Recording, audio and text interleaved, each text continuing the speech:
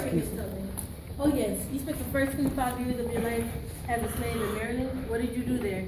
Well, I was a field hand, plowing and loading. My master would rip me out like an old mule to others who would beat me and cuss me. And then one night you slipped away and crossed the line to freedom. I did. I was free then. I was a stranger in a strange land.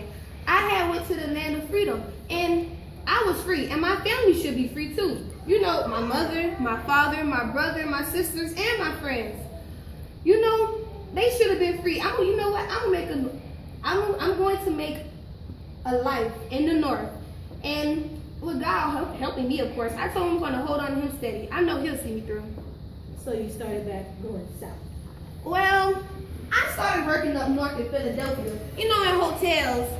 And when I get enough money, I, go start back hiding and then tell the others who's waiting on my Underground Railroad. Listen, can you hear me? All I hear is crickets. No, listen, it's her singing. What's she singing? If we said, oh, Moses go down to Egypt, tell old Pharaoh let me go, if it had been for Adam's fall, would I have to die off? Then the ghost ain't clear. The slave catcher's on the road. No, it's not that one, it's the other. Dark and thorny is the desert, where the pilgrimage his way, yet beyond the veil of sorrow lies the flavor of everything. Grab the children, let's go. I'm Moses, Harriet Tubman gonna take us to freedom. Well, I seen that one once or twice.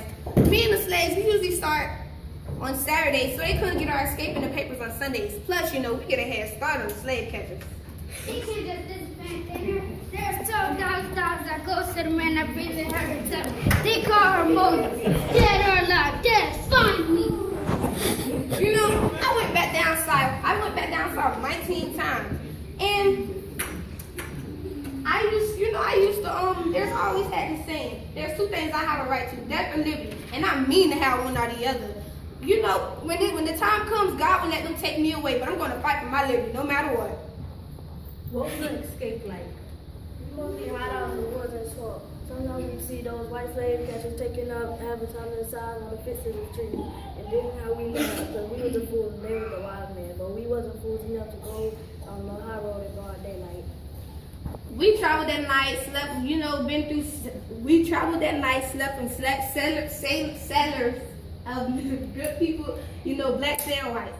We usually go through the rivers and the mountains, and all these slaves would get tired and exhausted and want to go back. I can't let our high place be found out.